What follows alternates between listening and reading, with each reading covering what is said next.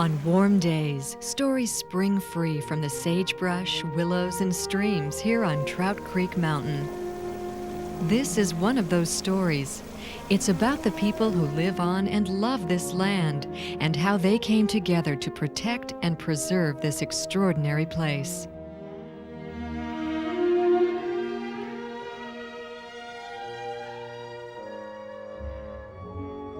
Trout Creek Mountain rises 4,000 feet above the gently rolling plains of southeastern Oregon. It is special to many people. People with very different backgrounds, values, and lifestyles. Some treasure the rare species of plants, fish, and wildlife that have adapted to this harsh environment. Others prize the rugged beauty and solitude that have led this area to be considered for wilderness designation. Ranch families who have been here for generations cherish the traditional Western lifestyle, symbolized by herds of wild horses that roam the pastel rangelands with their livestock.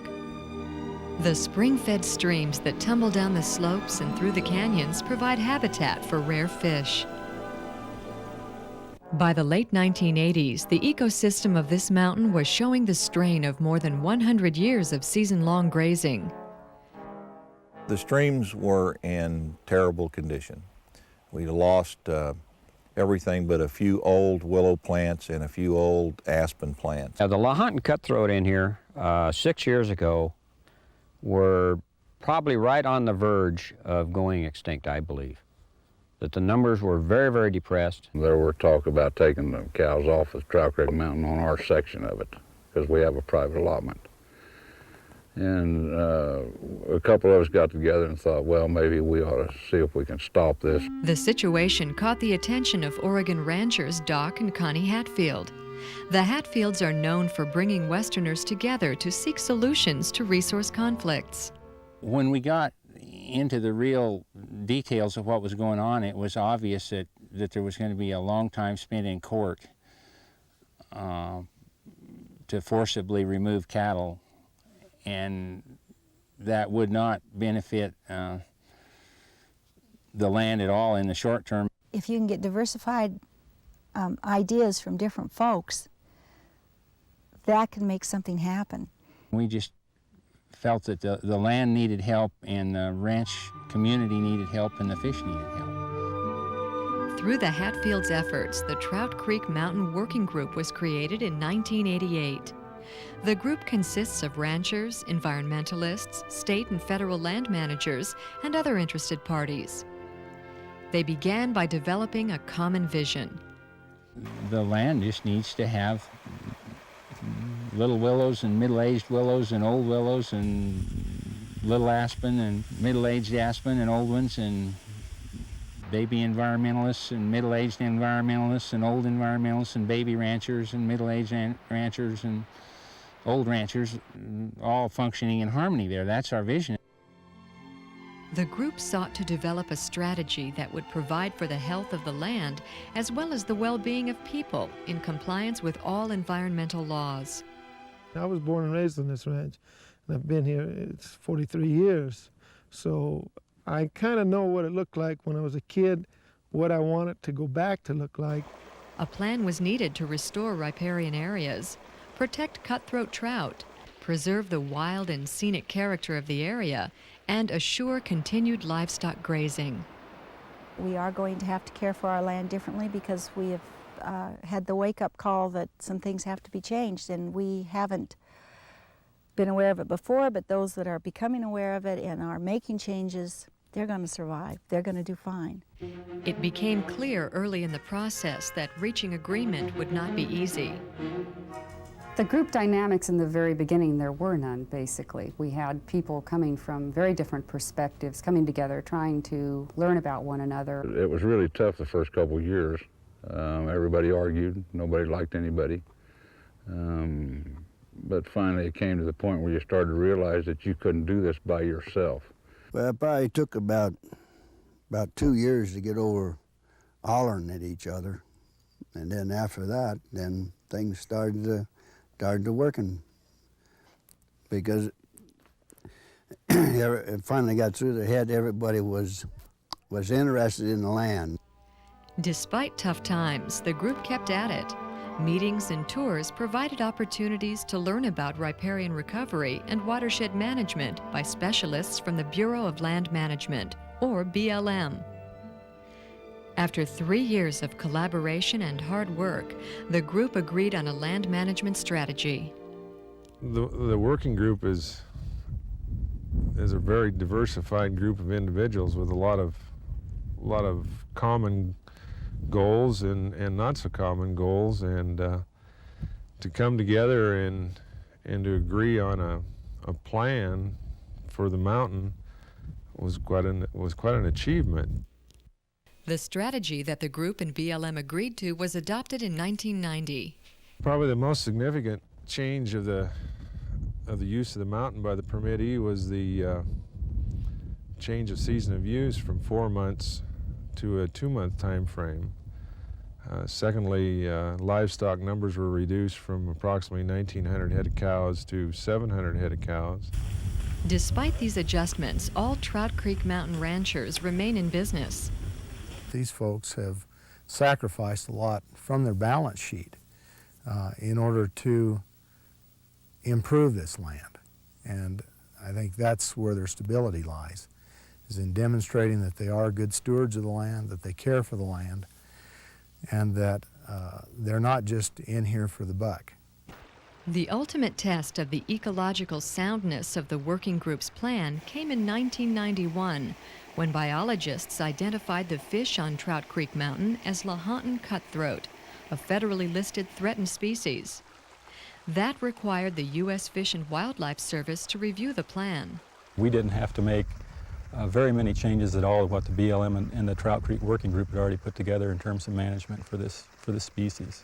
I would say that if it wasn't for the working group, we wouldn't have been able to get through formal consultation in a reasonable time period. As a result, ranchers were able to turn livestock out into the affected watersheds. The neatest part of this story is the success that we see here. The condition of the trout creeks, the streams on the trout creeks, the uplands on the trout creeks today in comparison to what they were 10 years ago is unbelievable by people who weren't there, who haven't seen it.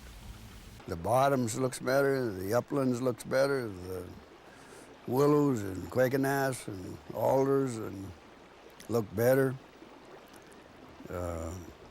Our cattle come off of the mountain weighing heavier. We don't have them up there as long, but they still do better because there's more forage. There's forage every place. I'm very, very much impressed by the recovery of the riparian areas, the vegetation, both upland and riparian. It's on the right track, and that's very, very gratifying.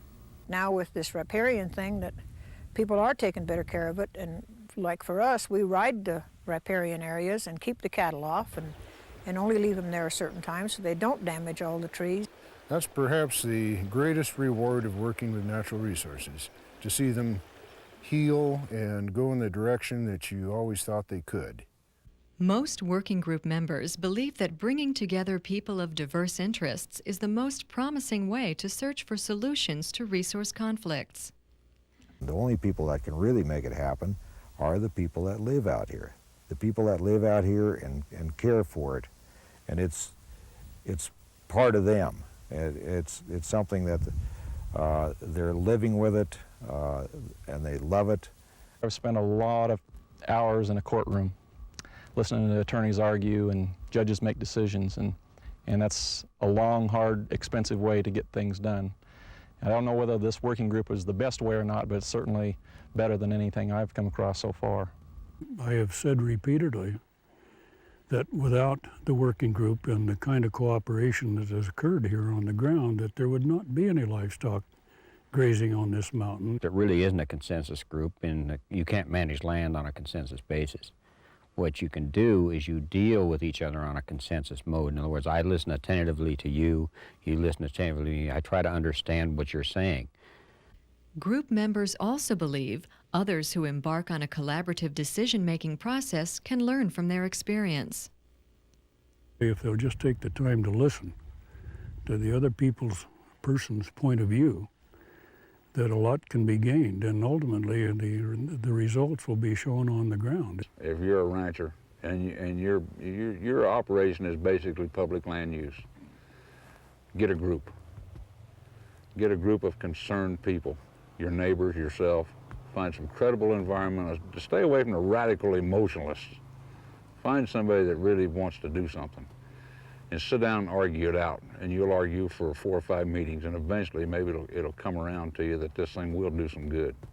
I would encourage any environmentalist or member of environmental group to participate, to come to the table. I think they should bring an open mind, they should be willing to listen, and they should bring their sense of humor and sincerity. Everybody has to work together, but we cannot take people's livelihoods away, and we cannot wreck the environment, as people say we're doing. That's you know, the plans and the things that the BLM has done and the working group has done, in a lot of ways, I think have bettered the cattle operation. I think there's still room for some more growth, but when I have a rancher crowing about his willows and how much growth they had and aren't they looking nice, I think that's major progress. Took 125 years for this to get us in this position. And are we going to get back in 5? No, we aren't. It's worth it. You get out there and you see the creek bottoms and you see everything that's been happening up there, and you see the chuckers and the deer and everything, and the wildlife and the cows, and the Mustang roaming up there. It gives you a sense of pride because you know you've been part of it.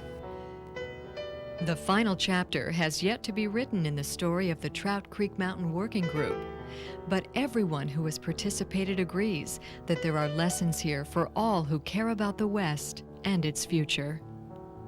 I guess we kind of say, if the mountain could speak, what does the mountain feel? And I think the mountain would feel kind of happy right now, because it's